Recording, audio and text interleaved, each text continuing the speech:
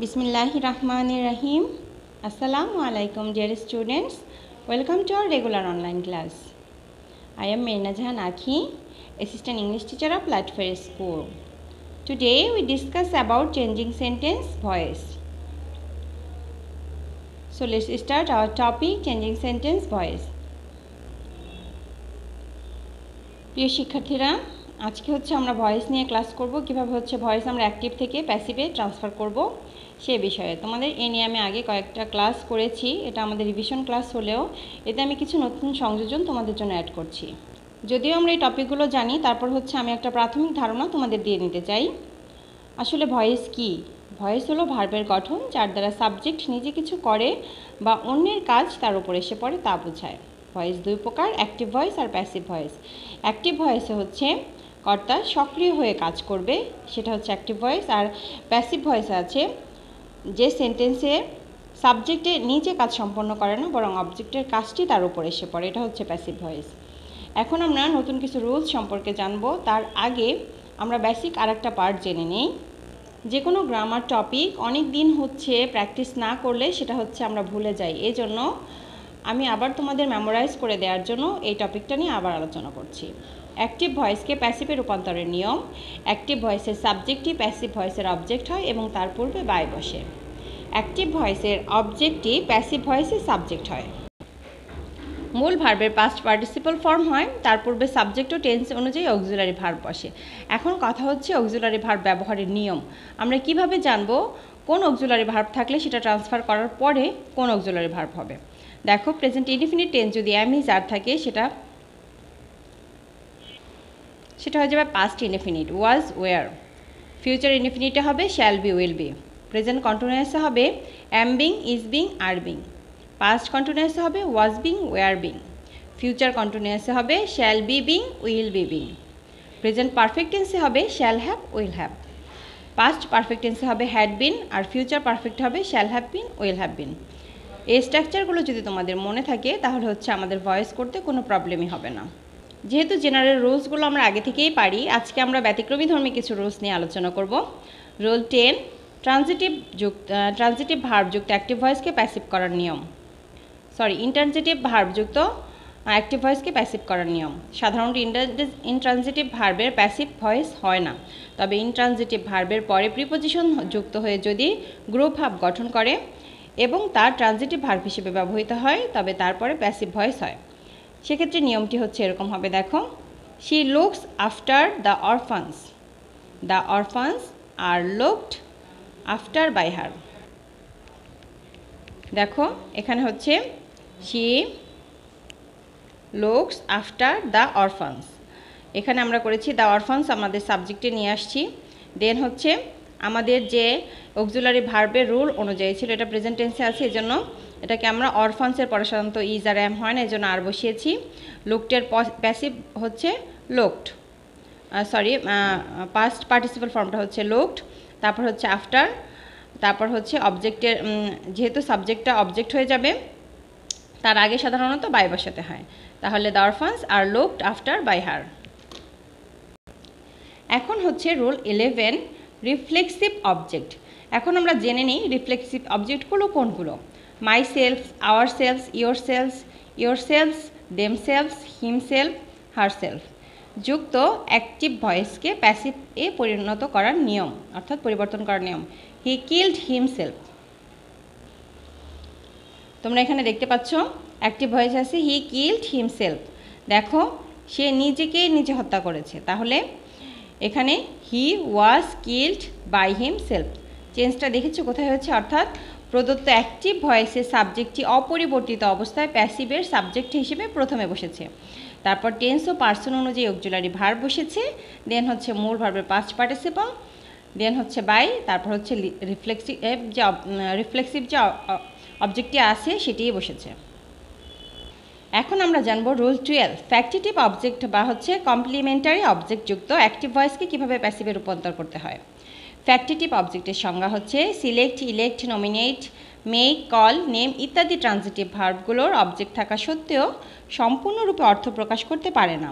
পরিপূর্ণ অর্থ প্রকাশ করার জন্য অতিরিক্ত অবজেক্ট আনতে হয়। এরূপ অতিরিক্ত অবজেক্টই বলা হয় factitive object. We made him captain. দেখো এটাকে আমরা কিভাবে চেঞ্জ করি, we made him captain, he was made captain by us. অর্থাৎ এখানে দুটো অবজেক্ট আছে, একটা হিম একটা ক্যাপ্টেন। আমরা হিকে এখানে সাবজেক্ট ধরে পরে হচ্ছে আমরা একে প্যাসিভ করেছি। He called it laurel, it was called laurel by him. এখন আমরা শিখব কগনেট অবজেক্ট। আচ্ছা, কিছু ইনট্রানজিটিভ ভার্ব এদের সমর্থক অবজেক্ট নিয়ে ট্রানজিটিভ ভার্ব হিসেবে ব্যবহৃত হয়। এখন আমরা জেনে নিই ইনট্রানজিটিভ ভার্ব কাকে বলে। ইনট্রানজিটিভ ভার্ব হচ্ছে অকর্মক ক্রিয়া। ইনট্রানজিটিভ ভার্ব হচ্ছে অকর্মক ক্রিয়া, আর হচ্ছে ট্রানজিটিভ হচ্ছে সকর্মক ক্রিয়া। এখন দেখো এই ধরনের অবজেক্টকে কগনেট অবজেক্ট বলে। যেমন হচ্ছে হি র্যান এ রেস, এটাকে আমরা কিভাবে প্যাসিভ করব, a race was ran by him. অর্থাৎ এখানে আমরা অবজেক্টটি সাবজেক্ট করেছি, দেন হচ্ছে টেন্স অনুযায়ী সাহায্যকারী ভার্ব বসিয়েছি, প্লাস মূল ভার্বের past participle form plus by, then হচ্ছে সাবজেক্টটি অবজেক্ট হয়ে গিয়েছে। এখন আমরা শিখব কোয়াসি প্যাসিভ যুক্ত অ্যাক্টিভ ভয়েসকে কিভাবে প্যাসিভে পরিবর্তন করা হয় তার নিয়ম। দেখো এর দুটো নিয়ম আছে। ফার্স্ট যে নিয়মটা আছে আগে সেটা দেখে নিই। ফার্স্ট যে নিয়মটা আছে সেটা হচ্ছে অ্যাক্টিভ ভয়েসের সাবজেক্টই প্যাসিভ ভয়েসের সাবজেক্ট হিসেবে বসে, টেন্স অনুযায়ী অক্সিলারি ভার্ব বসে, দেন হচ্ছে অ্যাডজেক্টিভ বসে, দেন হোয়েন, তারপর হচ্ছে প্রথম সাবজেক্ট অনুযায়ী ইট অথবা দে বসে, আরও টেন্স অনুযায়ী সাহায্যকারী ভার্ব বসে, মূল ভার্বের পাস্ট পার্টিসিপল ফর্ম বসে। যেমন হচ্ছে honey tasted sweet, honey is sweet when it is tasted. এটা হচ্ছে প্রথম নিয়ম অনুসারে। এখন দেখো দ্বিতীয় নিয়মটা কি, অ্যাক্টিভ ভয়েসের সাবজেক্টই প্যাসিভ ভয়েসের সাবজেক্ট হিসেবে ব্যবহৃত হয়, টেন্স অনুযায়ী অক্সিলারি ভার্ব বসে, মূল ভার্বের পাস্ট পার্টিসিপল ফর্ম বসে, দেন হচ্ছে অ্যাডজেক্টিভ ফর্মটি বসে। এখন হচ্ছে দ্বিতীয় নিয়ম অনুসারে আমরা যে অ্যাক্টিভ ভয়েসটা করেছিলাম honey tasted sweet, honey is tasted sweet, দ্বিতীয় নিয়ম অনুসারে হচ্ছে এটা। অর্থাৎ হানি বসেছে, তারপরে অক্সিলারি ভার্ব, তারপর হচ্ছে টেস্টের পাস্ট পার্টিসিপল ফর্ম, দেন হচ্ছে sweet. Rice is cheap, rice is cheap when it is sold, আর এভাবেও করা যায় রাইস ইজ সোল্ড চিপ। অর্থাৎ দুটো নিয়ম অনুসরণ করেই হচ্ছে আমরা কী করতে পারি, যে কোয়াসি প্যাসিভ যুক্ত যে আমাদের সেন্টেন্স আছে এটাকে অ্যাক্টিভ থেকে আমরা প্যাসিভে রূপান্তর করতে পারি। এখন আমরা শিখব ইনফিনিটিভ যুক্ত অ্যাক্টিভ ভয়েসকে কিভাবে প্যাসিভ করতে হয়। অ্যাডজেক্টিভের পর ইনফিনিটিভ ব্যবহৃত হলে তা সবসময় অ্যাক্টিভ ভয়েসে থাকে, যদিও এর ক্ষেত্রে প্যাসিভ ভয়েসের অর্থ প্রকাশ পায়। যেমন mangoes are good to eat, এখানে টু বি ইটেন হবে না। English is not easy to learn, to be learned হবে না। Football is interesting to play, to be played হবে না। Money is hard to earn, to be earned হবে না। Boiled egg is hard to digest, to be digested হবে না। এই যে রুলসগুলো এগুলো তোমাদের মনে রাখা খুবই জরুরি, কারণ পরীক্ষায় যদি এটা ঘুরে আসে তাহলে যেন তোমরা ঠিকভাবে আনসার করতে পারো। বিশেষ দ্রষ্টব্য হচ্ছে অ্যাডজেক্টিভ ছাড়া অন্য সব ক্ষেত্রে ইনফিনিটিভ প্যাসিভ ভয়েসে ব্যবহৃত হতে পারে।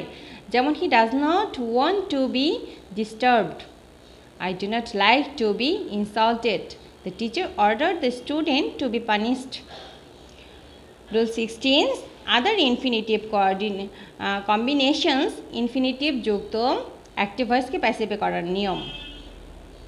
দেখো he wants someone to take photographs, he wants photographs to be taken. I want him to write the letter, I want the letter to be written. Then চলে যাব রোল 17-এ জিরান্ড কম্বিনেশন, অর্থাৎ advice, insist, propose, recommend, suggest, জিরান্ড plus object যুক্ত active ভয়েসকে প্যাসিভে করার নিয়ম হচ্ছে he suggested giving up A smoking, he suggested that a smoking should be given up. অর্থাৎ অ্যাক্টিভ ভয়েসের সাবজেক্ট ও ভার্ব বসে, দেন হচ্ছে দ্যাট, তারপর জিরান্ডের পরে অবজেক্টটি বসে, শুড বি বসে, প্লাস প্রদত্ত জিরান্ডটি ভার্বে রূপান্তরিত হয়ে পাস্ট পার্টিসিপল হয়। নেক্সট হচ্ছে rule 18, need, bid, dare, make, hear, feel, let, know, behold, watch প্রভৃতি ভার্বগুলোর পর অ্যাক্টিভ ভয়েস টু উচ্চ থাকে, অর্থাৎ প্যাসিভে করার সময় তাদের পরে টু বসে। যেমন তবে লেট ভার্বটির পর প্যাসিভে টু বসে না। He made me do the work, I was made to do the work by him. I saw him go, he was seen to go by me. Double passive should be avoided, অর্থাৎ double passive পরিহার করা উচিত, কারণ তা অনেক সময় ভুল ব্যাখ্যা প্রদান করে। যেমন দেখো এখানে আছে the police ordered criminal to be shot, the criminal was ordered by the police to be shot. এখানে ডাবল প্যাসিভ হয়েছে, এটা হচ্ছে ইনকারেক্ট। অর্থাৎ কারেক্ট ফর্মটা তাহলে কী হবে? It was ordered by the police that the criminal should be shot, অথবা এটা এভাবেও হতে পারে, it was ordered to shoot the criminal. এটার ব্যাখ্যা হচ্ছে উপরের দ্বিতীয় সেন্টেন্সটি ভুল, কারণ এখানে আদেশ দেওয়া হয়েছে ক্রিমিনালকে মারার জন্য, কিন্তু দ্য ক্রিমিনাল ওয়াজ অর্ডার্ড দ্বারা ক্রিমিনালকে বলা হয় অন্য কাউকে গুলি করার জন্য, যার ফলশ্রুতিতে মূল অর্থ পাল্টে যায়। এই জন্য আমরা এইসব যে প্যাসিভ আছে এটাকে অ্যাভয়েড করব।